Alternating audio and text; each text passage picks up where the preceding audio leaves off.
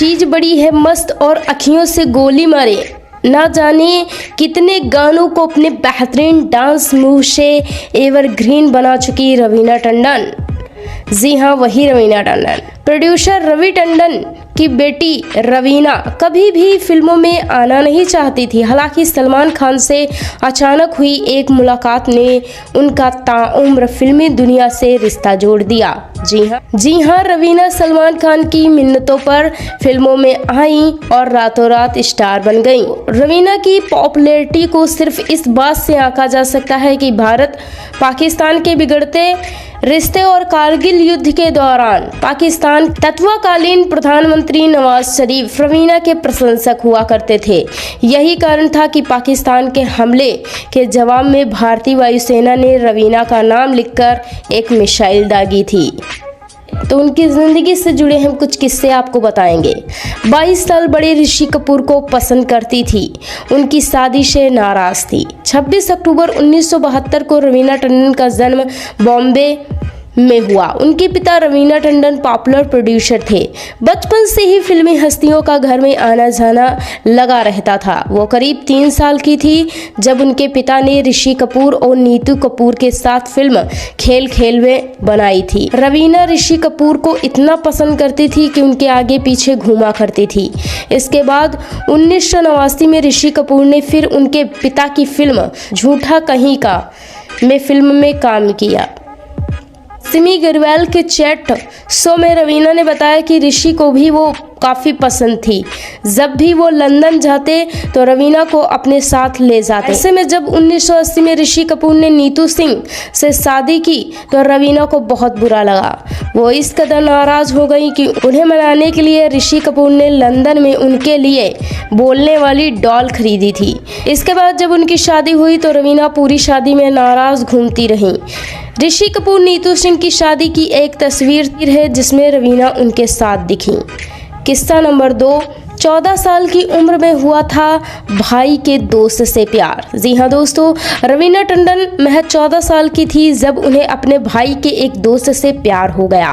वो लड़का उम्र में रवीना से काफ़ी बड़ा था।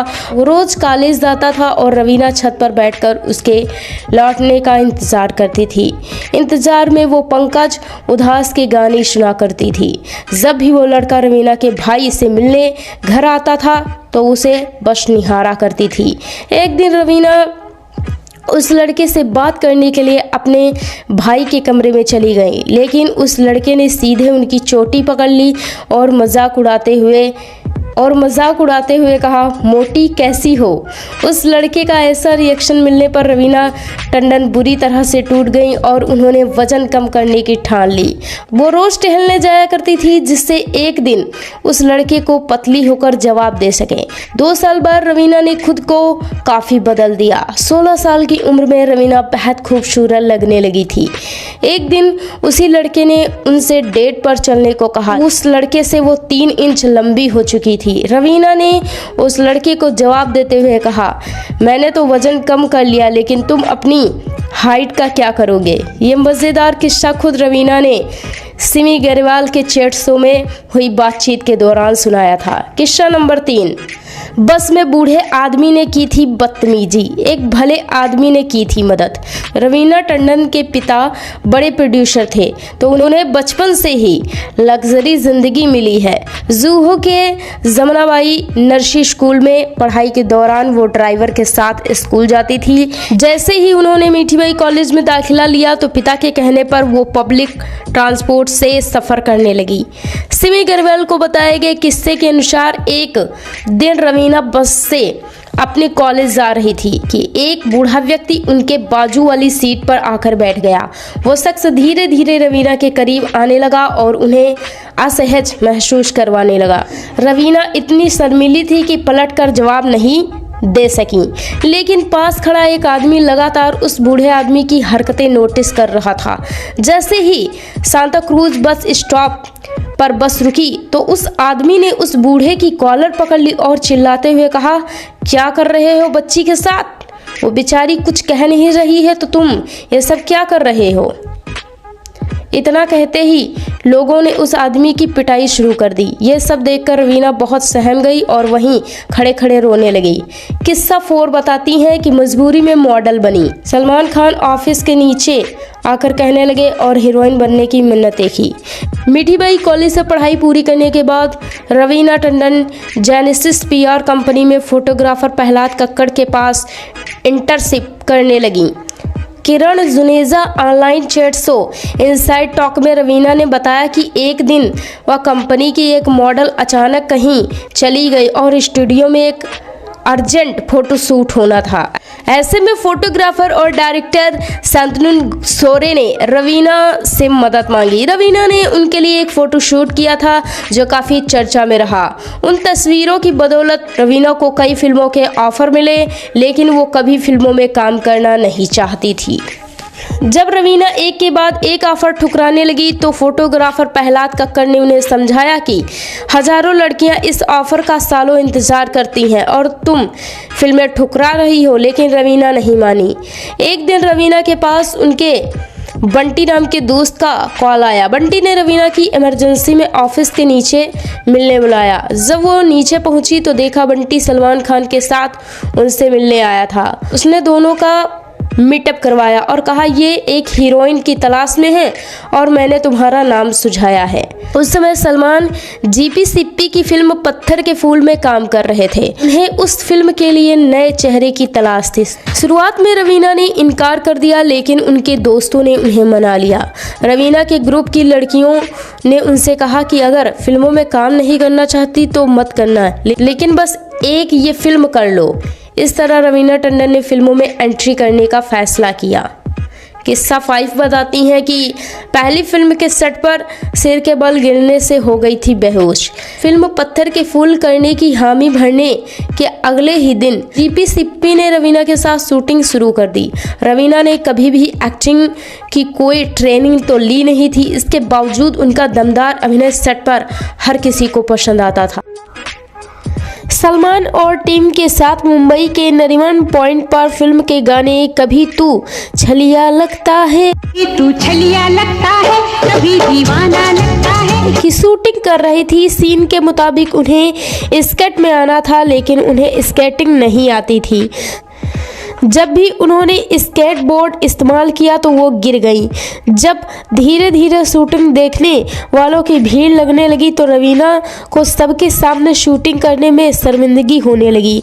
वो घबराकर सही शॉट देने के लिए जैसे ही स्केट पर चढ़ी तो स्केट फिसल गया और वो सिर के बल जमीन पर गिर पड़ी। चोट इतनी तेज थी कि वो बेहोश हो गई।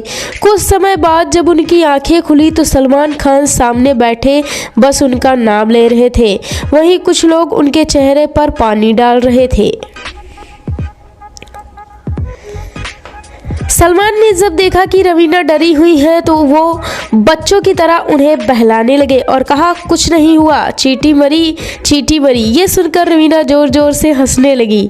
1991 में रिलीज हुई फिल्म पत्थर के फूल हिट साबित हुई, जिसके लिए रवीना को film fair award for lux new face of the year का अवार्ड मिला।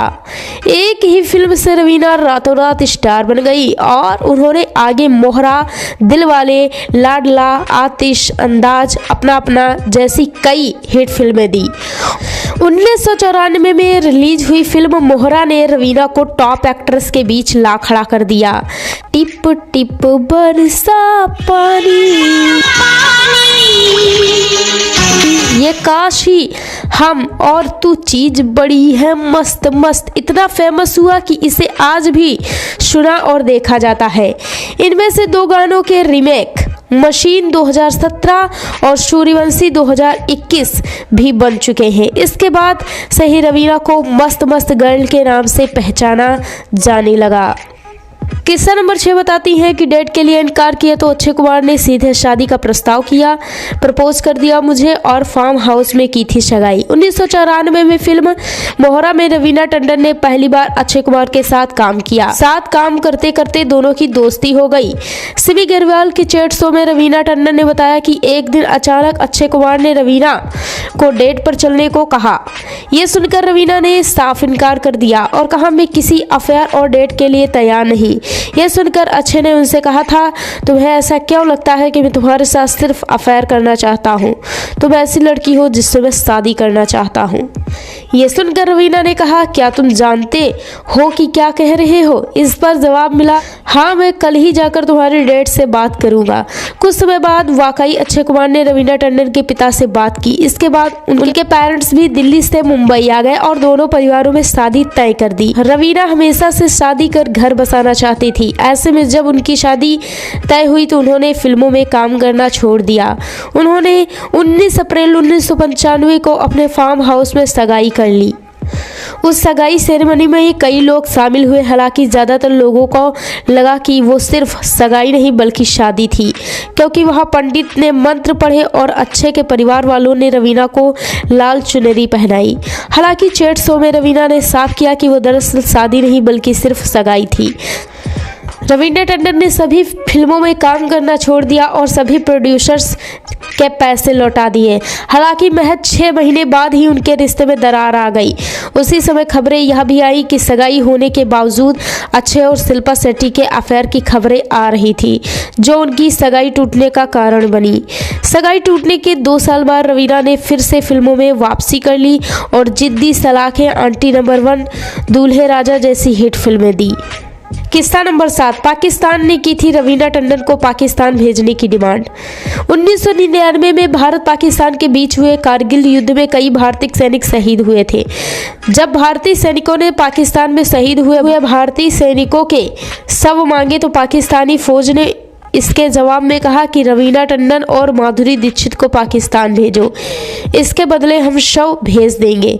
पाकिस्तान की ये डिमांड वैसी तो बहुत आपत्तिजनक थी, लेकिन ये रवीना की दुनिया भर में पॉपुलैरिटी का एक छोटा सा नमूना पेश करती थी। शायद ये डिमांड इसलिए की गई थी क्योंकि उस समय तत्कालीन प्रधानमंत्री नवाज शरीफ रवीना टंडन के फैन थे। डिमांड का जवाब देने में भारत ने भी कोई कसर नहीं छोड़ी। कारगिल वार में एयरफोर्स द्वारा बॉर्डर पर एक मिसाइल दागी गई थी जिस पर लिखा था रवीना टंडन की तरफ से नवाज शरीफ को। दोनों के नाम के साथ मिसाइल पर एक दिल और तीर भी बनाया गया। भारतीय सेना की इस बेहतरीन ट्रोलिंग लेवल को आज भी याद किया जाता है। इस खबर को खुद रवीना टंडन ने हिंदुस्तान टाइम्स से हुई बातचीत में कन्फर्म किया था।